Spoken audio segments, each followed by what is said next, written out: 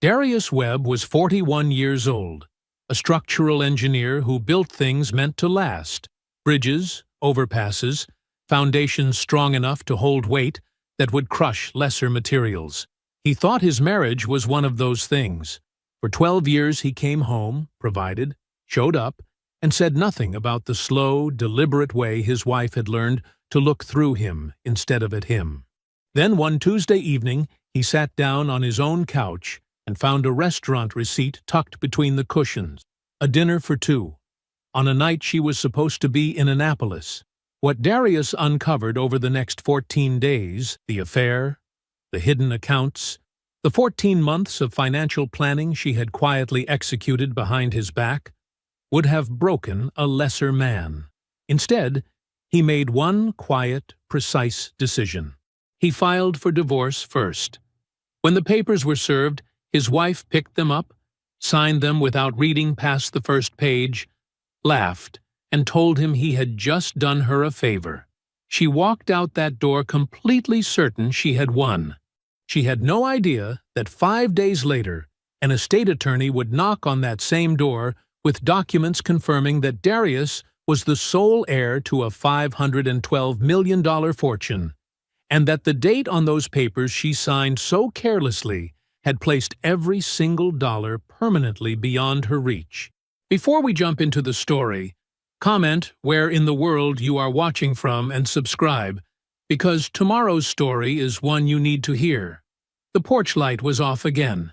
Darius noticed it before he even pulled into the driveway, that small, dark rectangle above the front door where the light should have been burning.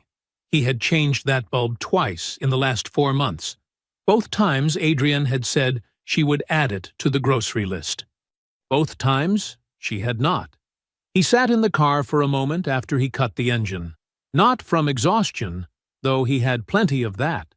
12 hours on a bridge rehabilitation site in the October cold had settled into his joints the way cold always did. Slowly, deeply, like something deciding to stay. He sat because he had learned, over the years, to give himself that moment before he walked in. A few seconds to set everything down, to arrive clean. He got out and went inside. The house smelled like the vanilla candle Adrienne kept on the entryway table, the expensive one she ordered online, the one she replaced without discussion every time it burned low. The living room was immaculate, throw pillows arranged just so. The coffee table books stacked in a neat diagonal. A room that looked, as it always did, less like a place where someone lived, and more like a photograph of a place where someone might. Adrienne was standing near the kitchen doorway, already in her coat. A deep burgundy wrap that Darius recognized as new. Her purse was on her shoulder. Her keys were in her hand. She looked up when he came in. Her smile was quick and practiced. "Hey," she said. "I was wondering when you'd get back." "Traffic on 270, he said. He set his bag near the stairs. "I'm heading out. Drinks with Simone from my yoga class. She's been going through it lately, so." She lifted one shoulder in a small shrug that managed to convey both sympathy for Simone and mild inconvenience at having to offer it. "I won't be late." Darius nodded once. He looked toward the kitchen. The stove was off. The counter was clean. Nothing waiting. "There's leftover pasta in the fridge," Adrienne said, already moving toward the door. "From Monday. It should still be fine." She paused with her hand on the doorknob. Not long. Barely a beat. The pause of a woman who knew she should ask something and was calculating whether it was necessary. She decided it wasn't. "Don't wait up," she said, and then she was gone. The door closed. Her car started in the driveway. Then the sound of it faded down the street, and the house settled back into its particular, curated silence. Darius stood in the entryway for a moment. His coat was still on. He ate alone at the kitchen counter, the way he did most nights now. The pasta was fine. He'd made it himself on Monday, so he already knew it would be.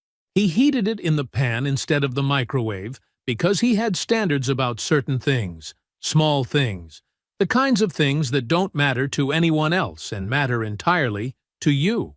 He'd learned a long time ago which bathroom was still his in this house. The one off the hallway.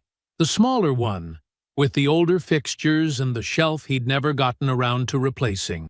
Adrienne had claimed the master bath so completely and so gradually that he couldn't have said exactly when it happened. Her products occupied every surface, her towels on every hook. A little fortress of lotions and serums and tools he didn't know the names of, arranged with the precision of a display. He hadn't minded at first. He had learned not to mind a lot of things. That was the architecture of their marriage. His accommodations stacked quietly over years, load-bearing walls that no one acknowledged were walls. He thought about the vacation they'd taken in July. Cabo. Adrienne had researched it, planned it, booked it. She had shown him the resort with the enthusiasm of a woman presenting a gift she'd already decided on. He had smiled at the right moments. He did not particularly like beaches. He had never said so. At dinner parties with other couples, the rotating cast of Adrienne's friends and their husbands, she would gesture at him while telling a story, the way you gesture at furniture that confirms a point. She never did it cruelly. That was the precise and particular thing about it. She did it the way someone does when the thought that another person might have something valuable to add simply does not occur to them. He ate. He rinsed the dish. He dried it and placed it back in the cabinet. He was about to move toward the living room when he sat down on the couch and felt, immediately, something beneath the cushion. He reached down. A receipt. Paper folded. Small. The kind that prints long and narrow from a card reader. He opened it. Maison Vert, Georgetown, D.C. The date at the top was a Friday, 3 weeks ago. The same Friday, Adrienne had driven to Annapolis for her cousin's bachelorette weekend. He remembered because he had helped her carry her overnight bag to the car. 2 glasses, Pinot Noir, same label, both of them, an entree for 2. A single dessert, the chocolate soufflé, $18, shared. Darius read the receipt once. Then he read it again.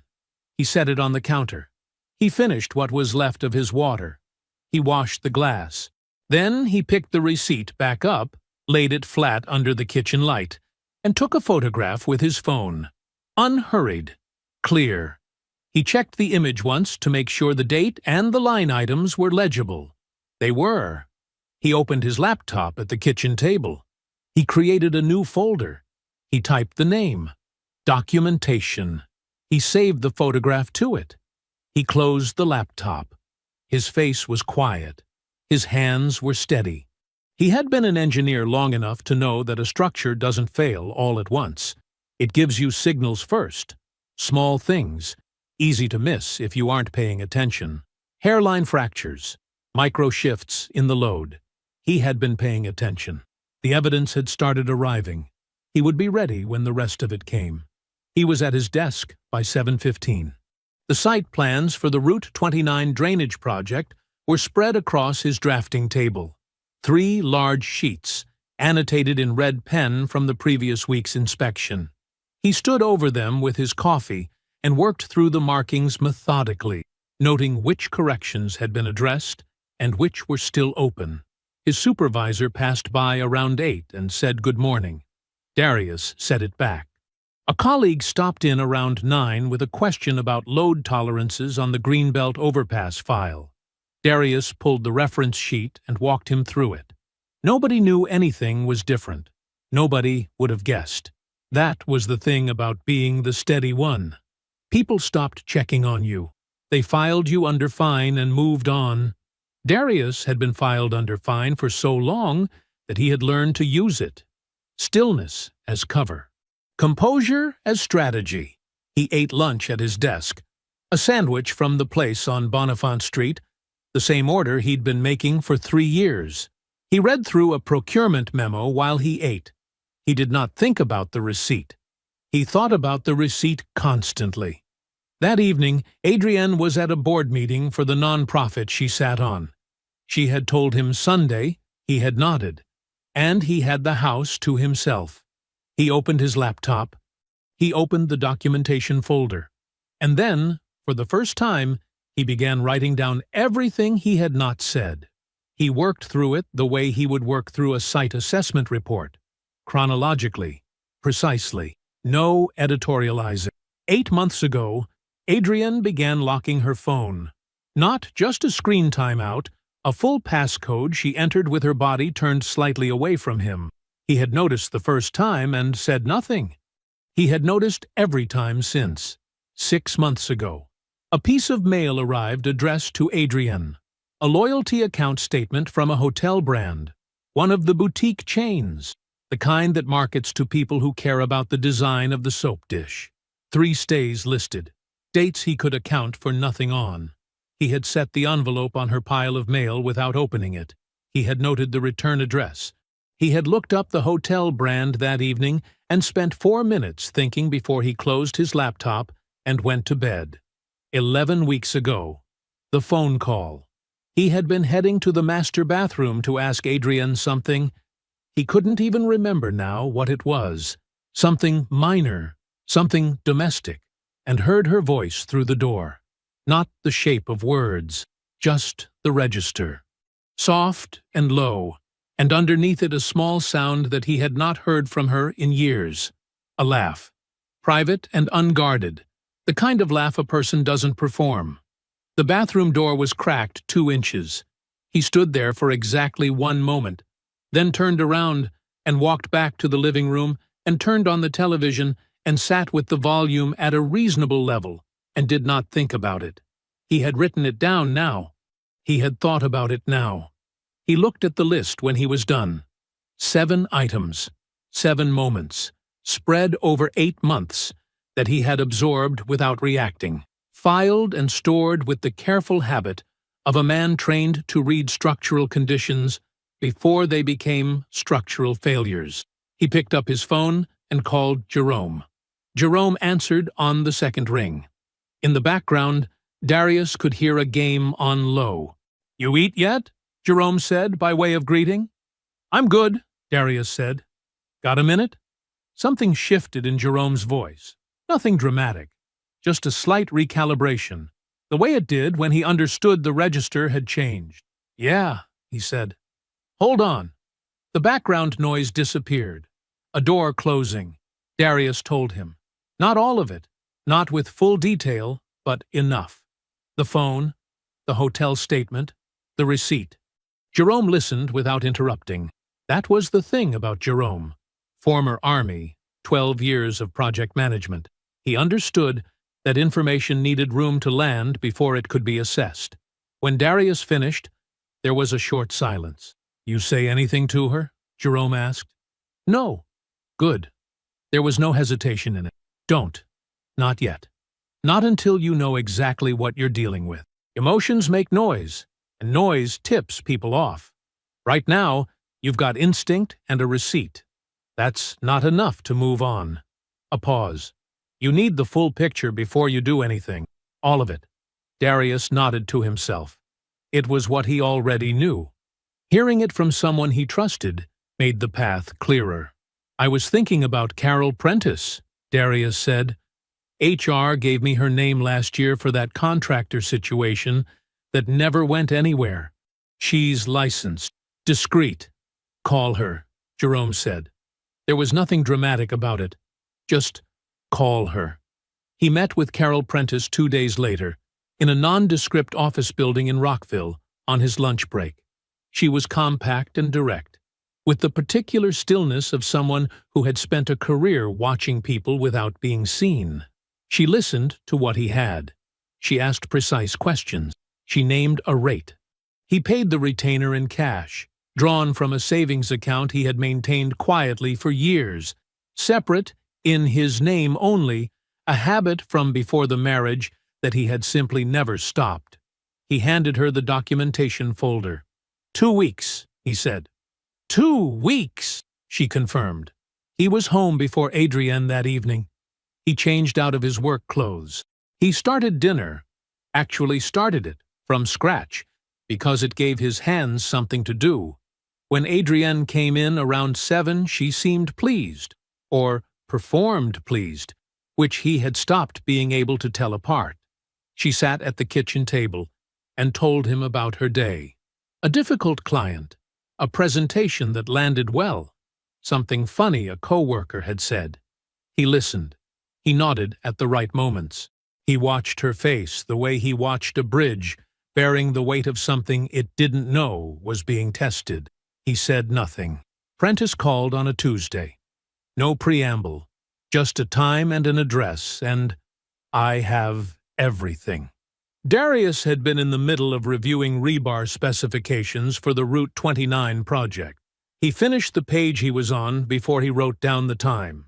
He set the notepad beside his keyboard and went back to the specifications. He ate lunch early that day.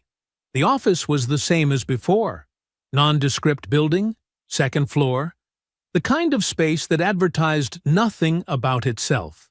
Prentice was already at her desk when he came in. A manila folder sat in front of her, thick and closed. She did not open with pleasantries.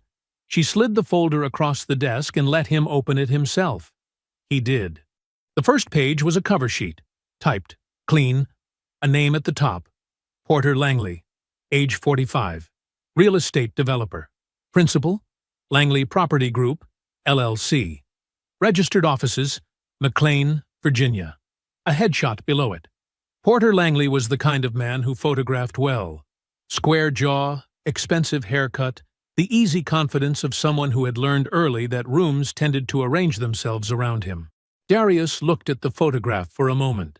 Then he turned the page. What followed was 22 months of someone else's life with his wife, assembled in careful chronological order. Hotel records first. 8 stays across 4 different properties, 2 in the district, 1 in Annapolis, 2 in Northern Virginia, 1 in Philadelphia, 2 more in Bethlehem, Pennsylvania, where Adrian had attended a marketing conference last March, and told Darius the hotel the company booked was lovely. Prentice had pulled the loyalty account Darius had seen listed in that piece of mail, and the records it contained were thorough. Check-in dates and check-out dates. Room type.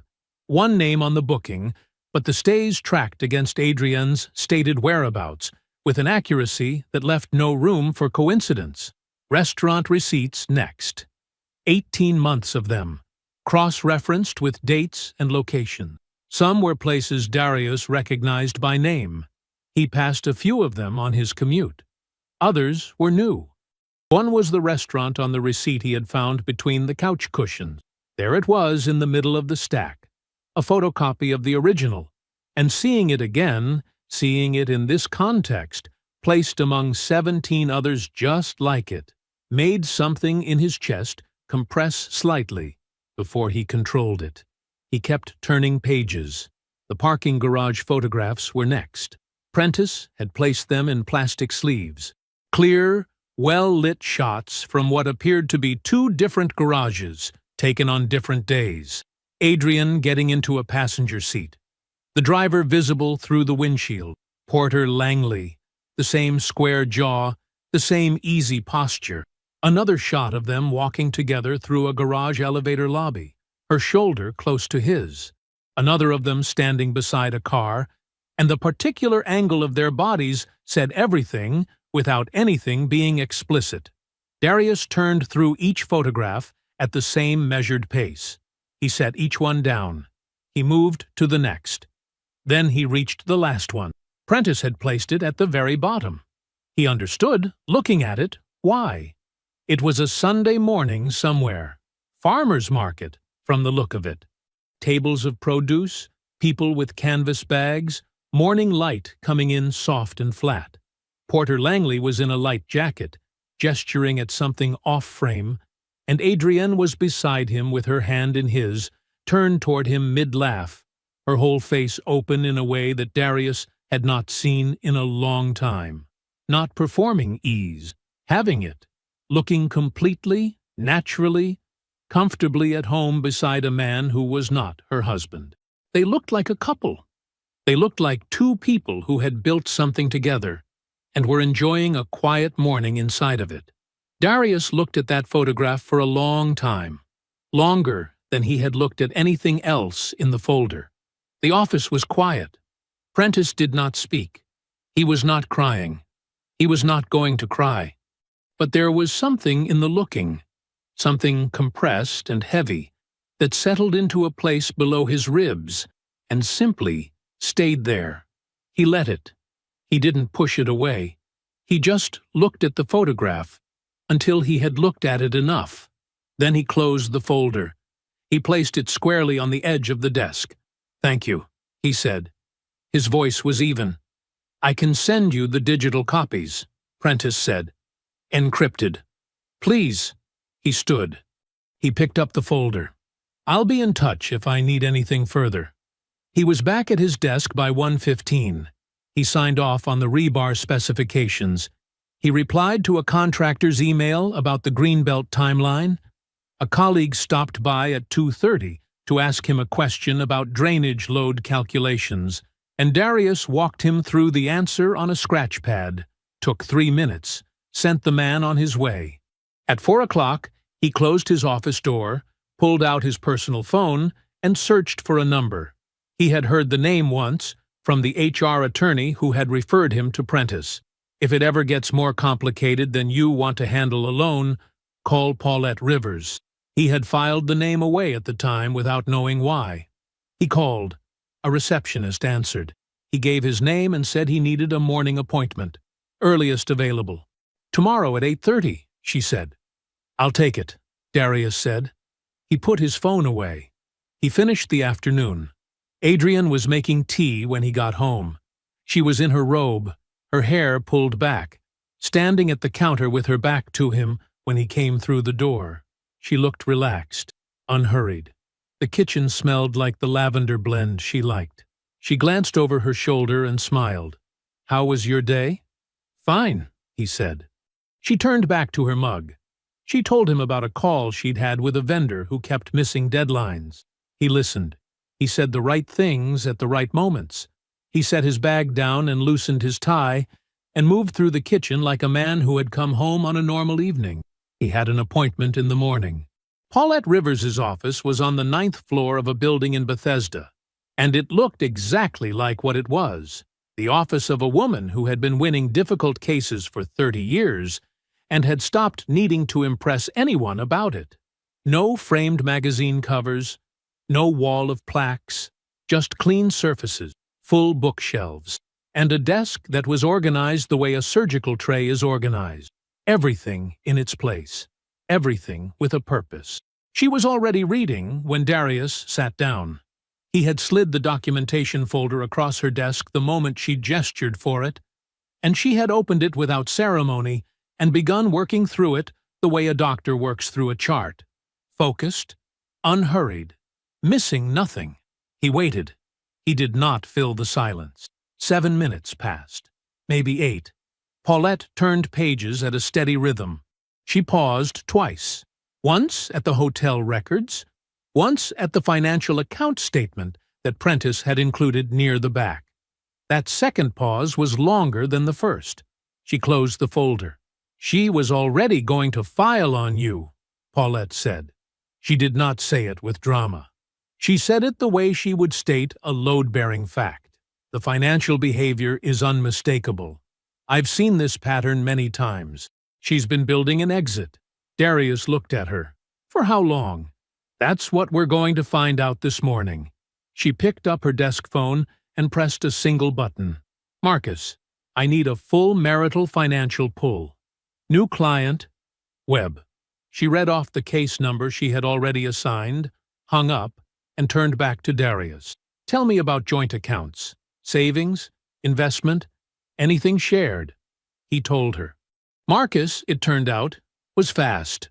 By 9:45, a second folder was open on Paulette's desk, this one assembled by her team from records Darius provided access to, cross-referenced against what her financial investigator pulled through standard discovery channels. Paulette walked Darius through it item by item, her voice level and precise. The joint savings account first. 14 months of withdrawals. Small ones, never more than $800 at a time, sometimes as little as $200. each one individually forgettable. Together they added up to something Paulette wrote on a notepad and slid across the desk without comment. Darius looked at the number. He did not react. He slid the notepad back. The investment account next. It had been liquidated, not all at once, which would have been obvious, but over 6 months in incremental sell-offs. The proceeds had been routed through 3 separate transfers, each one structured to resemble normal household spending variants. The destination was a personal account in Adrienne's name alone, opened 14 months ago. She had help with the structure, Paulette said. This is not something a person designs on their own. Someone walked her through the routing to keep each transaction below the threshold that triggers automatic notice. She paused. Someone who has done this before. Darius thought about Porter Langley's name on the folder Prentice had assembled. The real estate developer. The man who photographed well. The man who had made Adrienne laugh at a farmer's market on a Sunday morning. She wasn't just leaving, Darius said. No, Paulette said. She was leaving funded. The plan was to land with liquid assets already in place before you had any reason to look. She closed the second folder. She intended to file first. She was close. Another 60 days, maybe 90, and she would have been in a significantly stronger position. The office was quiet for a moment. I want to file this morning, Darius said. Paulette nodded once, as if she had expected exactly this. I'll have it ready by 11. She picked up her pen. She'll be served today. Where does she work? Darius told her the address. The marketing firm in downtown D.C., the building with the glass atrium lobby, and the open floor plan where Adrienne had her own office with her name on a placard she'd sent him a photo of the day it went up. Look, she'd texted. I finally made it. He had texted back a congratulations he meant. That was 2 years ago. Paulette wrote it down. She'll have colleagues present. I know, Darius said. Paulette looked at him for a brief moment, not with judgment, and not with surprise. She simply looked at him the way you look at someone when you understand exactly what they are asking for and why. Then we'll make sure the service is handled by 2 o'clock, she said.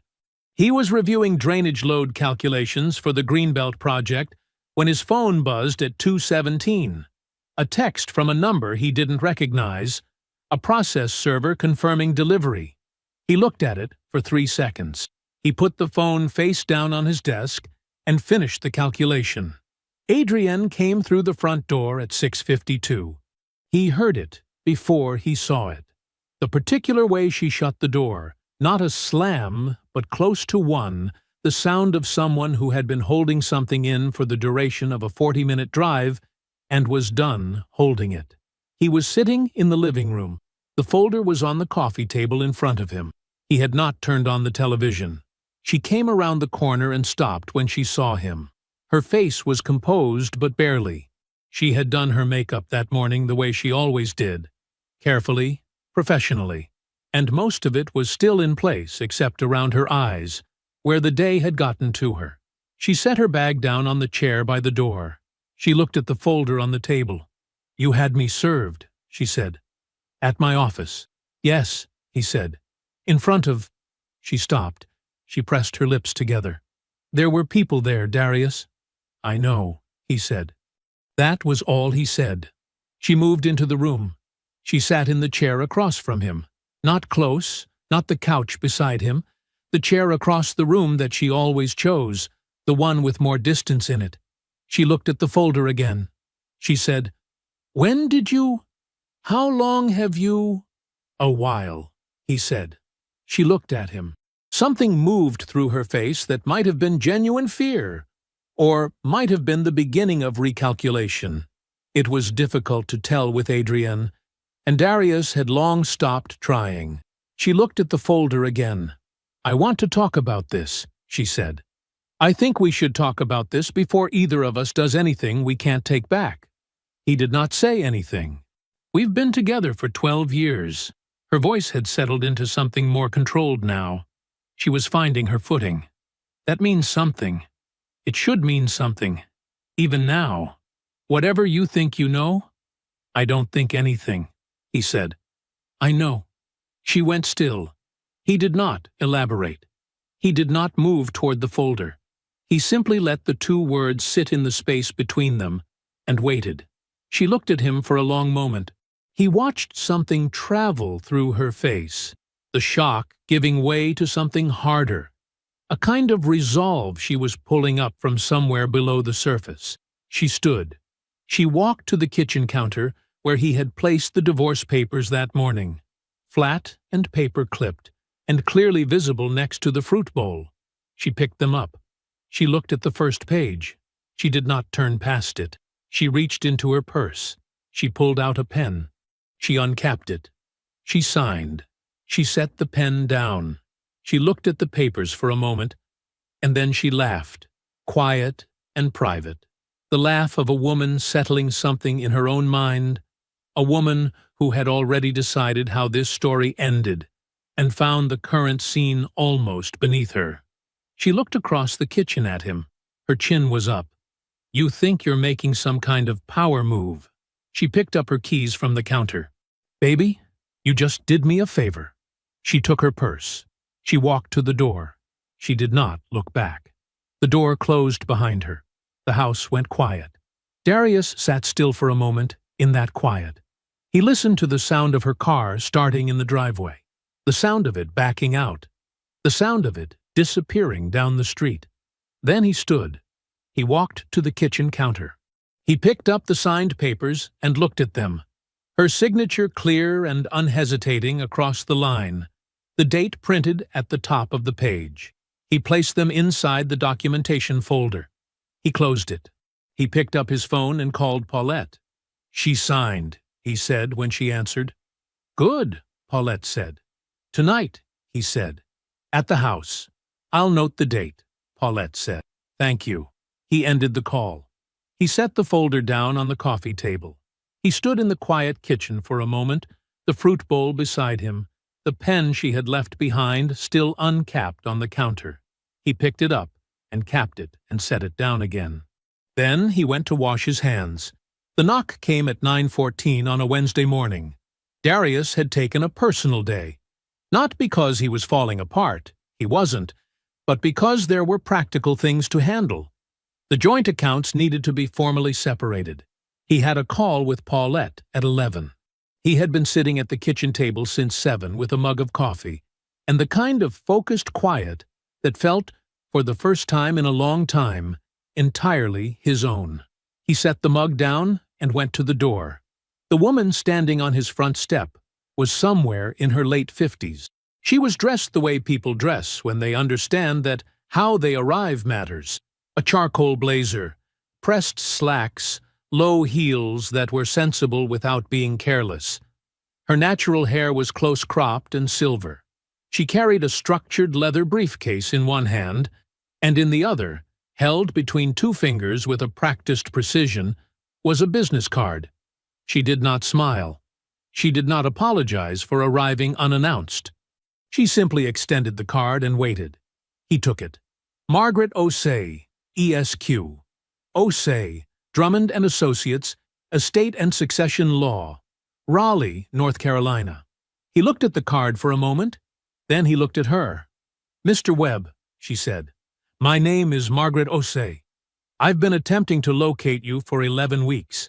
I apologize for arriving without prior notice, but our previous efforts to reach you by mail and phone were unsuccessful. She paused. I represent an estate. May I come in?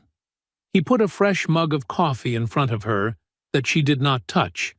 She set the briefcase on the floor beside her chair and folded her hands on the table. She looked at him the way a person looks at someone when they are measuring not just who they are, but what they are capable of receiving. Are you familiar with the name Cornelius Andrew Webb? She asked. Darius turned the name over. His father's side of the family had been a silence his whole life. Not a painful one, just an empty one. The way a room feels when you've never had furniture in it. His father had died when Darius was 4. A construction accident. A framing crew on a job site in Baltimore County on a Tuesday morning in October. There had been no relationship with the paternal side after that. No aunts, no uncles, no grandparents. Just his mother and, later, Felicia. Just the two of them making it work. "No," he said. Margaret nodded, as though this was exactly the answer she had expected. She reached down and opened the briefcase. "Cornelius Andrew Webb was your paternal grandfather," she said. "He passed away 6 weeks ago in Raleigh, North Carolina. He was 88 years old." She placed a folder on the table, but did not open it yet. "He was also the founder and principal owner of Webb Industrial Holdings, a privately held infrastructure and commercial real estate company he built over 50 years of continuous operation. At the time of his death, the company had active operations across 7 states. The kitchen was quiet. Outside, a car passed on the street. He had 1 son," Margaret continued. Her voice was measured and careful, the way a person's voice gets when they are carrying something heavy and have learned not to drop it. "Your father. There was a family estrangement, a disagreement that was never resolved. Your father left North Carolina, altered his documented surname through a series of personal and administrative filings, moved north, and built a separate life." She paused. "He died before Cornelius was able to find him." Darius was still. He was looking at the closed folder on the table. "Cornelius spent the last decade of his life trying to locate his grandson," Margaret said. "That is you, Mr. Webb.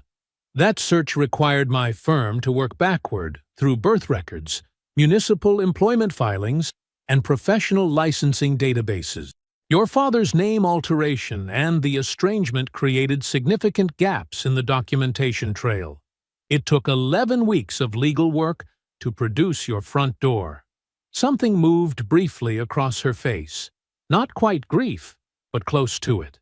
"He updated his estate documents when we found you, approximately 4 months before he died. He passed away before I could arrange contact." She opened the folder. She turned it so it faced him and placed it on the table between them. He looked down at it.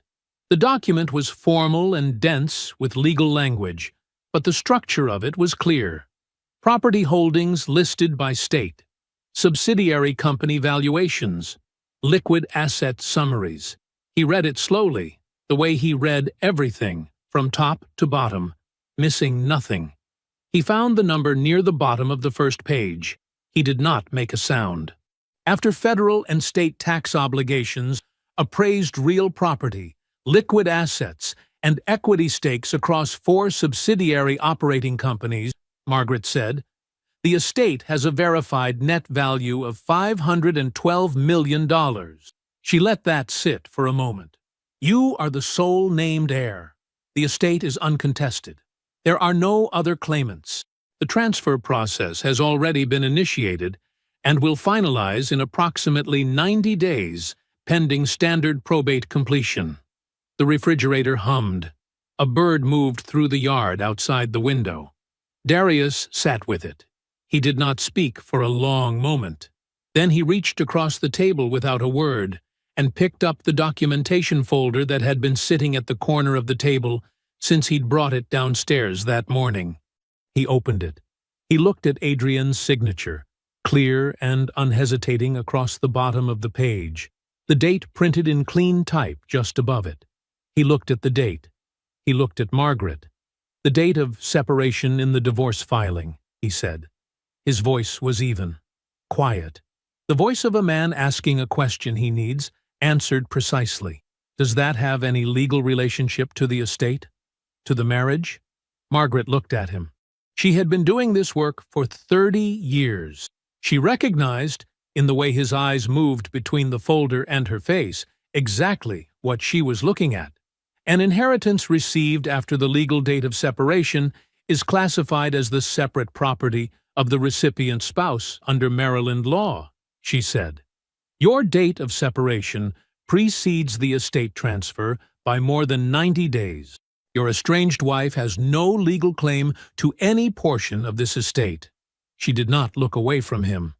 Not a dollar. Darius closed the documentation folder. He set it down on the table. He was quiet for a moment. "She signed 5 days ago," he said. "She laughed when she signed." Margaret looked at him steadily. She did not offer comfort. She did not fill the silence with anything unnecessary. "Then she made her decision," she said. The alarm went off at 5:45. Darius was already awake. He lay still for a moment, looking at the ceiling of the bedroom that was now entirely his. No perfume on the air, no sounds from the bathroom, just the quiet hum of the house settling around him, and the gray light coming in at the edges of the curtains. He got up. He showered. He made coffee. He put on his work clothes. By 7:15, he was on the highway heading north toward the firm. Jerome was at his desk when Darius came through the door. He looked up the way he always did, not with a question, just with attention, taking in whatever information the Heir offered before deciding whether to speak. He had been doing that since the army. He did it the same way now. Darius set his bag down at his own desk. He crossed the room and stood in the doorway of Jerome's office.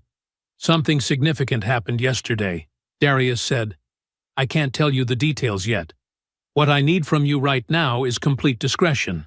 Not a question, not a word to anyone." Jerome looked at him for exactly 2 seconds. "Done," he said. Darius nodded and went back to his desk. Jerome did not ask a single thing. That was why Darius trusted him. The day passed the way workdays do when your mind is carrying something heavier than the work in front of you, steadily, with effort, one task completing and the next beginning. The ordinary rhythm of it almost useful in its demands.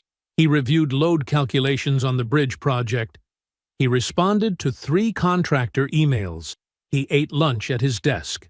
That evening, back at the house, he made 2 calls. The first was to Paulette. "Nothing about the estate leaves this office," he said. "Not to opposing counsel, not in any filing, not in conversation. I need it sealed on your end until I say otherwise." Paulette was quiet for a moment. When she spoke, her voice carried the particular flatness of a professional who has just confirmed something she already suspected. "Understood. That's a sound decision." A pause. "There's nothing in the current discovery scope that requires disclosure. The timing works in your favor." "I know," Darius said. "That's why I'm protecting it." The second call was to Margaret. She answered on the second ring. "The same instruction applies to your firm," he said. "Nothing public-facing. Nothing that creates a traceable signal. I understand some filings are unavoidable, but I want them as quiet as the process allows." "I anticipated that," Margaret said. "I've already flagged the estate file for restricted disclosure protocol. We'll keep the LLC formations and the property transfer documents at the minimum required for probate without flagging the full asset picture." A pause. "You should know that some of the real estate and corporate filings will eventually appear in public business registry. That's unavoidable. But the timeline you're working with gives you a meaningful window." "That window is all I need," Darius said. He thanked her and ended the call. He sat at the kitchen table in the quiet of the house and allowed himself exactly 1 minute of stillness. Then he opened his laptop. Paulette's discovery process was still moving forward, and what it kept turning up was worse than what it had already found. Porter Langley had not simply been Adrian's affair partner. He had been her architect. It was Porter who had connected Adrian with the financial advisor, a man Porter had used before in similar situations, someone who understood how to make systematic asset removal look like ordinary household variants, the structured withdrawals, the 6-month liquidation of the joint investment account, the routing pattern that was designed to arrive below any threshold that might trigger a second look. None of that came from Adrian alone. It was engineered, and Porter had provided the engineer. He had also provided the narrative. Over 22 months, he had fed Adrian a specific and deliberate story about Darius, that a municipal infrastructure engineer had a hard ceiling, that the trajectory was flat, that the longer she stayed, the more she was simply paying an opportunity cost on a life she deserved to be living already. He had said it in ways that were never cruel. Porter was never crude in his framing, but in ways that were consistent. And repetition is its own form of persuasion. By the time Adrienne signed those papers, she had heard a version of that story so many times it had become her own conclusion. What made it darker was what Paulette's team surfaced about Porter's professional history, with Darius's firm specifically. Porter's development company had submitted bids on 2 municipal infrastructure contracts that Darius's firm managed the technical specifications for. Both bids had been rejected on merit. The technical deficiencies were documented clearly in the evaluation records. Porter had not taken those rejections as professional feedback. He had taken them as obstruction. He had spent years quietly nursing a contempt for the exact institutional space that Darius occupied. He had decided, without ever meeting him, that Darius Webb was the kind of man who blocked better men from getting where they deserved to go. He had spent 2 years convincing Adrienne of the same thing. Darius read all of it. He made no comment. He added it to the documentation folder with the same methodical care he applied to everything. 3 days after Margaret's visit, Carol Prentice sent a final file. Darius had not asked for it. Prentice included a brief note. "I felt professionally obligated to include this. It was in the background records, and I believe it's relevant to your complete picture." The file documented a pattern. 3 years prior, Porter Langley had conducted an 18-month relationship with a woman in Prince George's County who was mid-divorce at the time. The relationship had followed the same architecture: the attention, the promises, the positioning of himself as the alternative to a life she deserved to leave. When her divorce finalized, and the financial realities of it proved more limited than anticipated, Porter's presence began to diminish in small ways that added up quickly.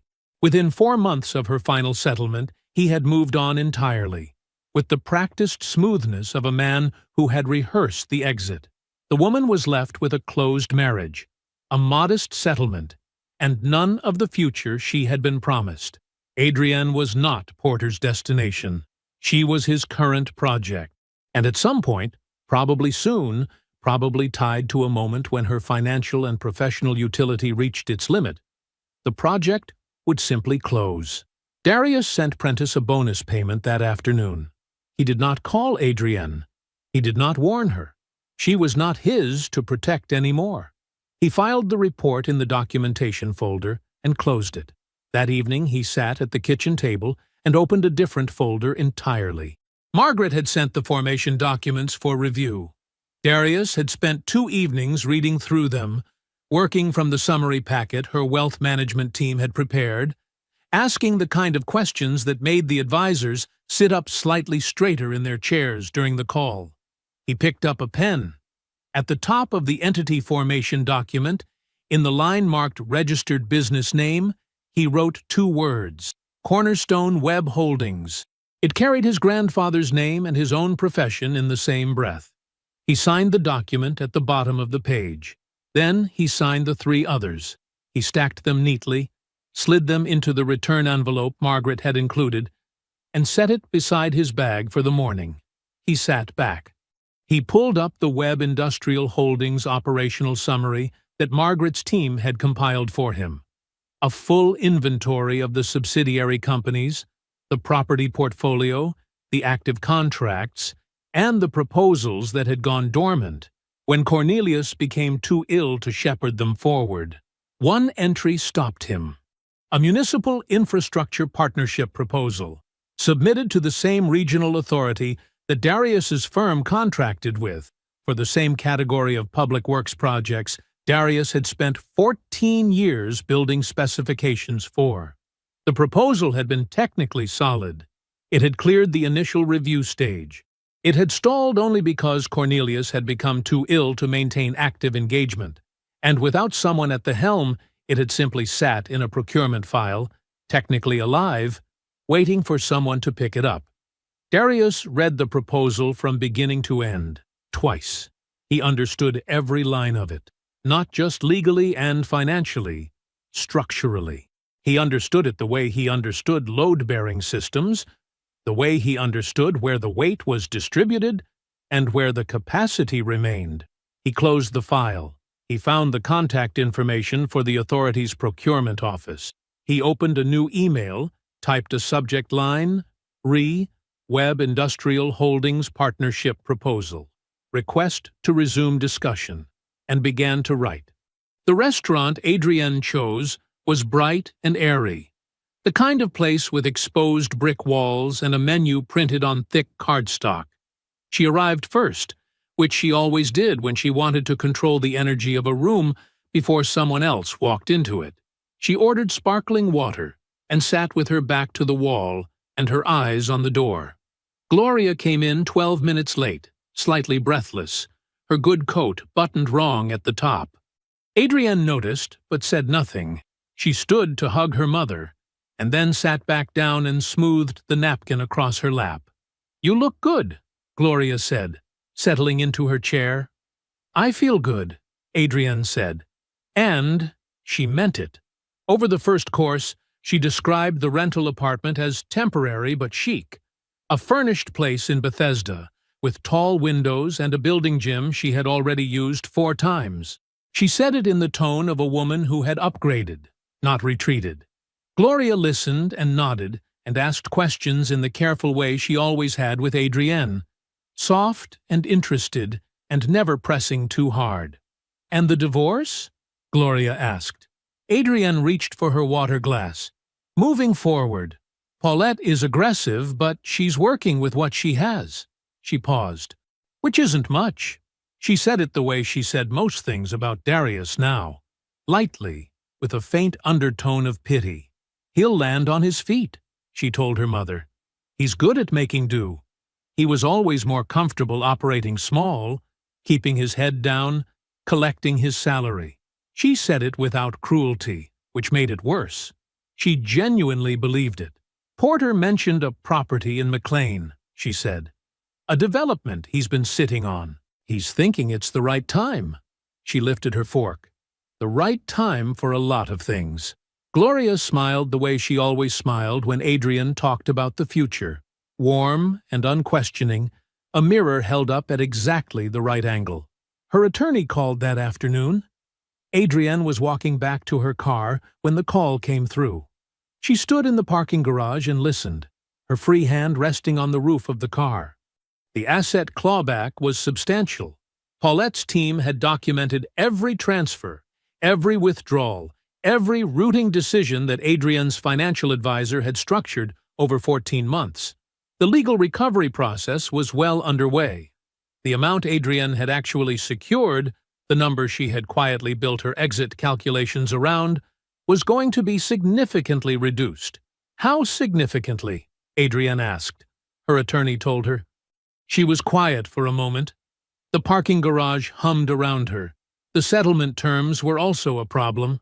Paulette's proposals were methodical and suffocating, countering every argument Adrienne's side had prepared. The equitable contribution claim, the argument that Adrienne's income and support during Darius's early licensure years entitled her to a share of his professional development, had been met with documentation so thorough that Adrienne's attorney had described it privately in an email, which Adrienne had read 3 times, as leaving very little room to maneuver. Then there was work. She had known about the HR complaint for weeks. A direct report had filed it internally before the divorce was ever served. A formal written grievance, citing documented conduct over 8 months. Adrienne had managed that situation the way she managed most inconveniences. She assessed the threat, decided it was containable, and moved her attention elsewhere. She had been wrong about the containment. The investigation had escalated. A formal disciplinary finding had been issued that morning. Her attorney mentioned it near the end of the call, matter-of-factly, the way you mention something you expect someone already knows about. Adrienne said she had it under control. She got in the car and sat there for a while without starting the engine. Porter had been different lately. She had noticed it in small ways first. A text returned faster than usual. A dinner invitation extended when she hadn't expected one. A quality of attention in conversation that felt deliberate in a way it hadn't before. He was warmer, more present.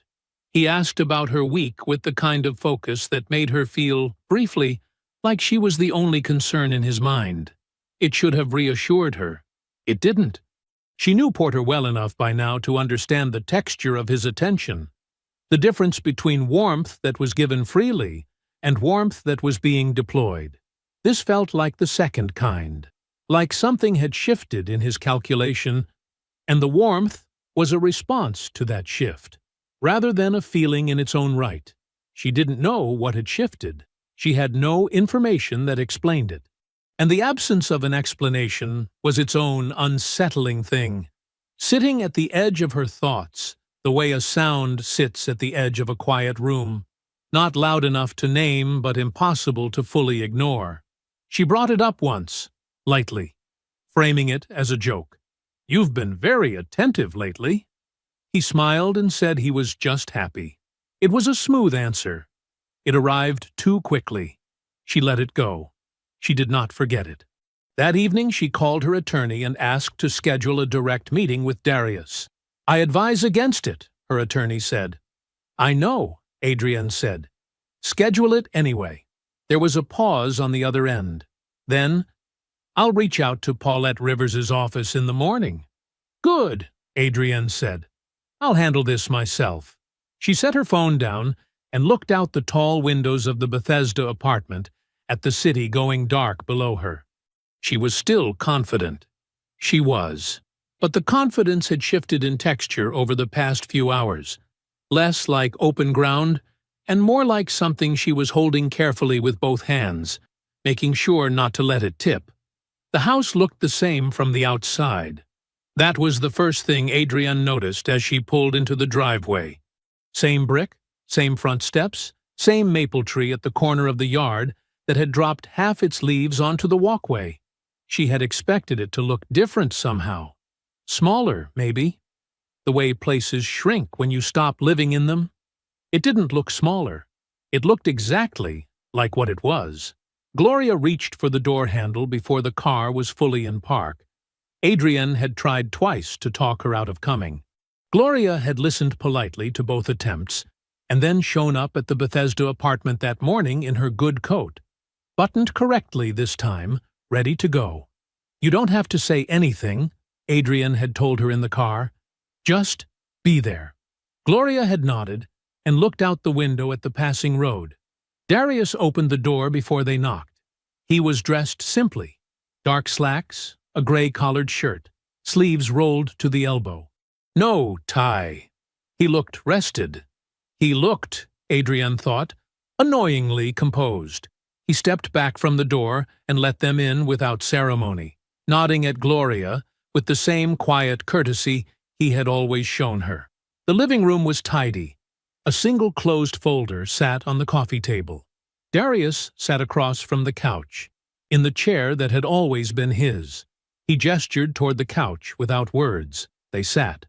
Gloria folded her hands in her lap and positioned herself at the far end, near the corner, like a woman trying to take up as little space as possible. Adrienne set her bag down and looked at Darius across the table. She began the way she had practiced, evenly, warmly, with the measured confidence of a woman who had spent 20 years learning how to walk into difficult rooms and make them move in her direction. 12 years, she said. Whatever had gone wrong between them, there was still 12 years of shared history in this room, and she genuinely believed, that two intelligent adults could arrive at something fairer than what the attorneys were currently constructing. She talked about perspective, about proportion, about the fact that both of them had contributed to the life they had built, and that both of them deserved to walk away from it with dignity. She was good at it. She always had been. Her voice stayed level. Her hands stayed still. Darius let her finish. He did not shift in his seat. He did not look away. He simply waited until the last word was out, and the room went quiet. Then he leaned forward and opened the folder. He didn't slide it toward her. He reached in and removed a single piece of paper and placed it flat on the table between them. The restaurant receipt. 3 weeks before you were supposedly in Annapolis, he said. His voice was even, not cold, just precise. 2 glasses of the same wine, a shared dessert, a Friday night. Adrian looked at the receipt.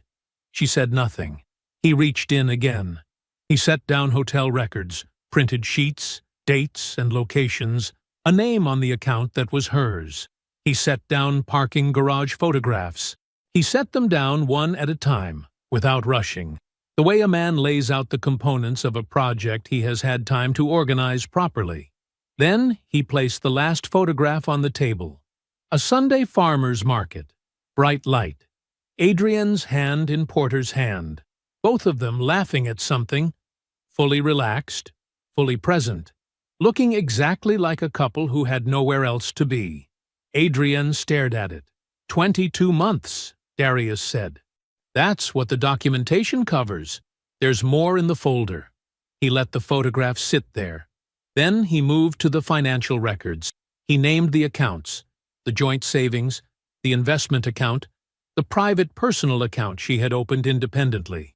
He described the withdrawal pattern in the same tone he might use to describe load distribution on a bridge. Factual, detailed, without visible emotion. He named the amounts. He named the dates. He described how the transfers had been structured, who had helped structure them, and what the legal recovery process had already confirmed. $190,000 is being recovered, he said. Your attorney has the filings. Gloria had gone very still in the corner. He paused for a moment. Then he spoke about Porter, not with anger, but with the same deliberate clarity he had used for everything else. He described the previous woman, the 18 months, the pattern that Prentice had documented. He said plainly that he was not telling her this to hurt her. He was telling her because she had made decisions without complete information, and she deserved to have it now. Adrienne's jaw had tightened. Her hands, folded on her knee, were pressing against each other. He reached into the folder one final time. He removed a document, clean, formal, dense with figures and legal language, and placed it on the table in front of her. My grandfather's name was Cornelius Andrew Webb, he said. He spent 50 years building Webb Industrial Holdings from a single construction contract into a privately held infrastructure empire across 7 states. He had 1 son. His son moved north, changed his name, and died when his son was 4 years old. He paused. Cornelius spent the last 10 years of his life trying to find me. He updated his estate documents when the law firm located me. He passed away before he could make contact. Adrienne's eyes had moved to the document. They moved across it slowly. Then they stopped. She had found the number. $512 million, Darius said quietly. The inheritance is mine alone. Every dollar of it. Because the date of separation, the date printed at the top of the papers you signed and laughed over in this kitchen, places this estate entirely outside our marriage under Maryland law. He paused once more. She knocked on my door 5 days after you walked out. The room was completely silent. The color left Adrienne's face the way heat leaves a room when a window is opened in winter. Steadily, completely, until what remained looked nothing like warmth. She stared at the document. She did not look up. From the corner came a soft, broken sound. Gloria was crying, not loudly.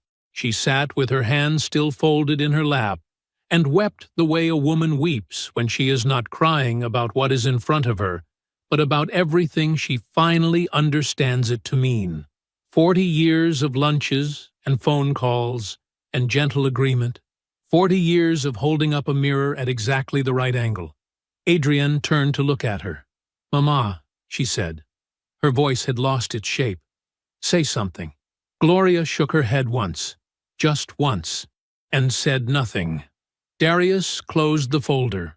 He set it to the side with the same even motion he had used to open it. He looked at Adrienne across the table. Not with satisfaction, not with cruelty, not with anything that resembled the emotion she might have expected. "We're done here," he said. Adrienne stood. She picked up her bag. She did not look at the folder or the photographs or the documents still sitting open on the table. She walked to the front door, opened it herself, and stepped out of the house into the pale afternoon light. She had nothing she came for. The Cornerstone office was a single rented suite on the 4th floor of a building in Silver Spring. Clean, spare, nothing on the walls yet, except a framed copy of the Webb Industrial Holdings Incorporation document that Margaret had sent over as part of the estate transfer paperwork. Darius had put it up himself on his first day in the space, not for show, just because it belonged somewhere visible. Jerome was across the table from him, a set of partnership review documents spread between them, a cup of coffee going cold at his elbow. They had been working through the municipal authority's framework language for 40 minutes. Careful, methodical, the kind of work both of them did well. Darius's phone lit up on the table between them. Jerome saw the name before Darius picked it up. His eyes moved up once, briefly, and then back down to the documents in front of him. Darius looked at the screen for 1 full second. Then he answered. "Porter." "Darius." The voice was warm, relaxed in the way that men who have spent decades selling things learn to be relaxed. Easy and frictionless, like water moving around a stone. "I appreciate you picking up. I know you're a busy man these days. I have a few minutes." Porter moved through the pleasantries quickly, which was smart. He knew better than to linger there too long with a man like Darius. He transitioned into professional admiration. The Cornerstone filings, the infrastructure space, the vision it represented for the region. He said the word vision twice. He mentioned a project in Northern Virginia in a way that was meant to sound casual but wasn't. Within 3 minutes, he had arrived at the suggestion. Coffee, somewhere convenient, just to talk through what mutual opportunities might look like between two men of a certain professional caliber working in overlapping spaces. Darius listened to every word. He did not interrupt. He did not make sounds of agreement. When Porter finished, a brief silence opened up. "I want to be direct with you," Darius said, "because I think you're a man who values directness." "Absolutely," Porter said. "The partners being selected for Cornerstone's infrastructure work go through a vetting process I designed myself. It covers professional litigation history, prior contractual conduct, and personal character patterns across both business and private conduct." A pause. Not for effect.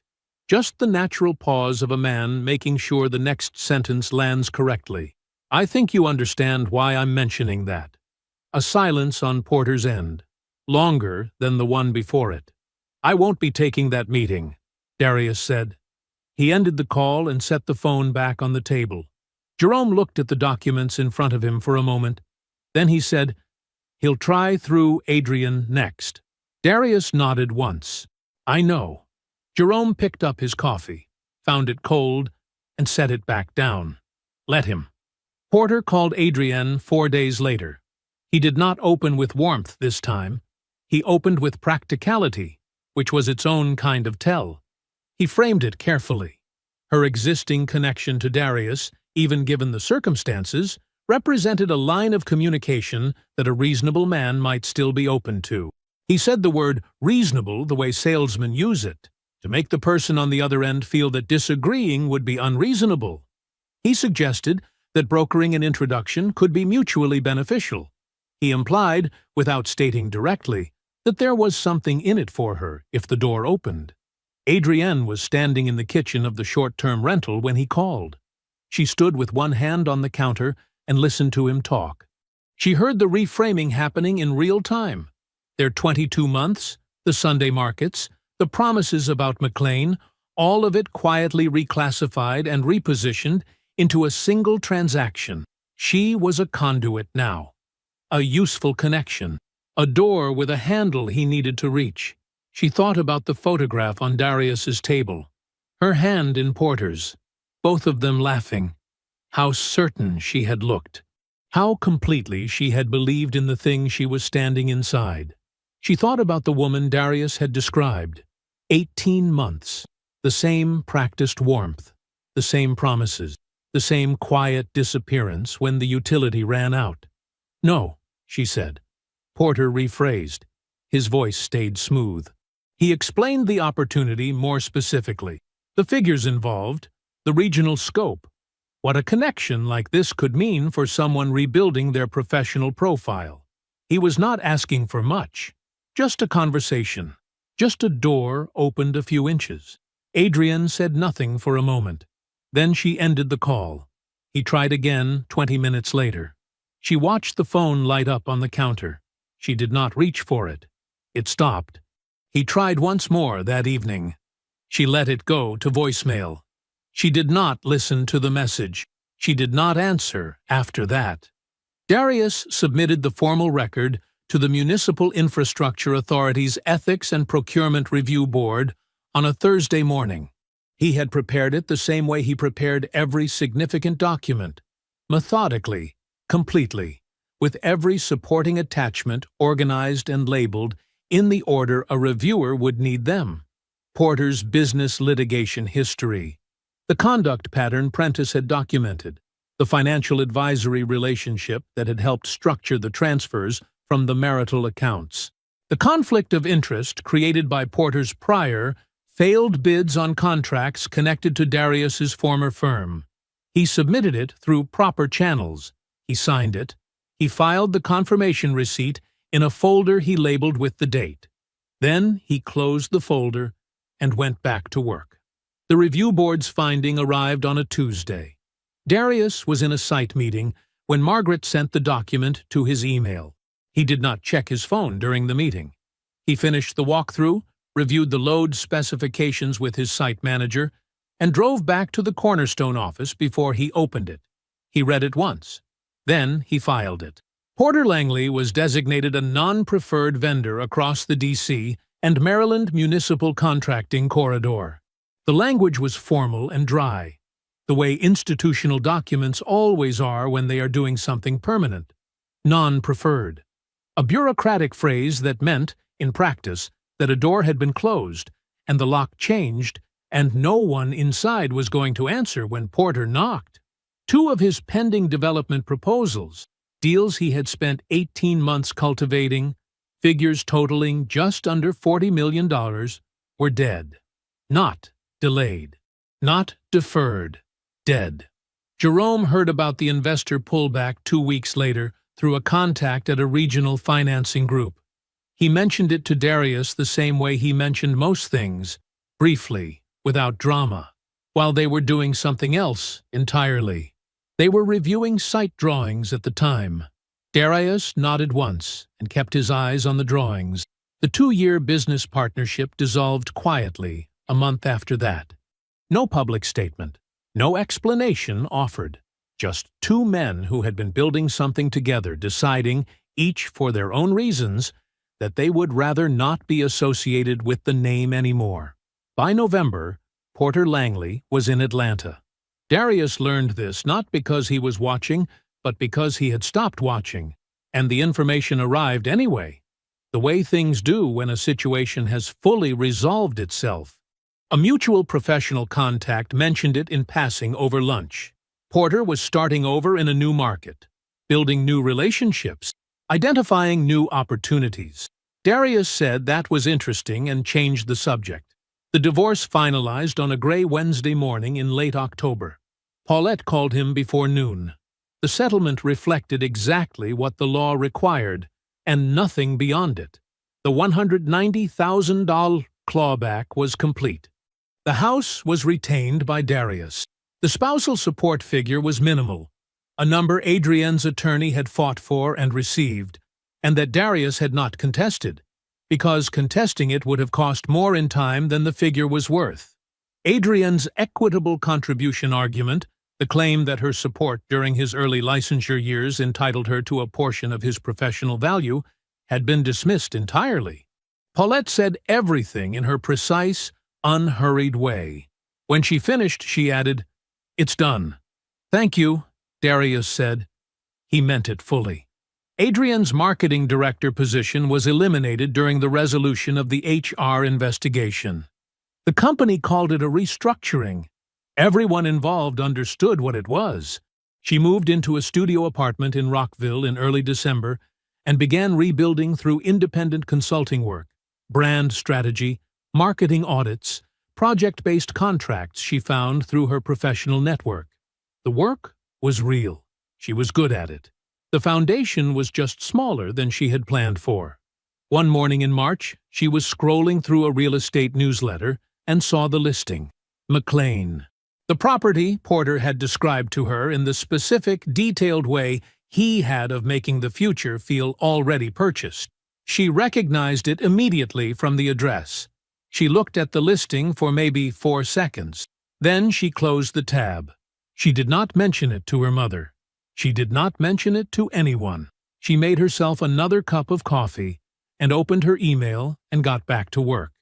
Darius sold the house in Silver Spring in the spring. He had already bought the land in Howard County the previous fall. 2 acres backing up to a tree line, a quiet road, enough space to breathe. He designed the house himself, working on evenings and weekends, the way he had once worked through his licensure exams. Every room the way he wanted it. A porch along the back that faced the trees. Not large, not a statement, just exactly right. He transitioned out of his salaried role and into the managing directorship of Cornerstone in February. Jerome was his first hire. The title was Director of Operations, and Jerome was very good at it in a way that surprised no one who had worked alongside him for more than a month. Felicia's community health practice opened in Baltimore in April, a refurbished building 2 blocks from the neighborhood where she and Darius had grown up. Darius funded it. He showed up to the opening, ate the food, and stood in the corner until Felicia told him to stop straightening the chairs and go home. He went home. The Cornerstone Municipal Infrastructure Partnership closed in June, the largest regional deal of its kind in 11 years. The first completed project was a pedestrian bridge rehabilitation in southeast Washington, a job that had stalled in procurement for 2 years before Cornerstone took the technical lead. His team finished it on schedule. On a Thursday afternoon in autumn, Darius Webb stood at the ribbon-cutting ceremony with a pair of scissors in his hand and his name on the dedication placard behind him. He drove home that evening on the highway, moving with the last of the rush-hour traffic. He passed the restaurant without planning to. The sign caught his eye the way familiar things do, not with force, but with the quiet insistence of something the brain has already catalogued. The name in the same lettering, the same awning, the parking lot off to the right. He saw it. He registered it. He kept driving. The house in Howard County was dark when he pulled up, but the porch light was on. He had put it on a timer. He went inside, changed out of his suit, and put together a simple dinner. Something he had chosen, made at a counter that was entirely his. He carried his plate out to the back porch, the section he was still adding to himself, a weekend project, boards and framing he was doing by hand, because he wanted to, and because there was no deadline. His dog, a large, uncomplicated golden retriever that Felicia had laughed at him for naming something so plain, came and settled beside the chair without being invited. The tree line went dark slowly, the way it does in autumn without drama, the light just thinning until it was gone. Darius ate his dinner. He was not waiting for anything. He had already arrived. I hope you enjoyed that one. Be sure to like the video and subscribe so you don't miss the next story. I've picked out 2 more for you that I think you'll really like.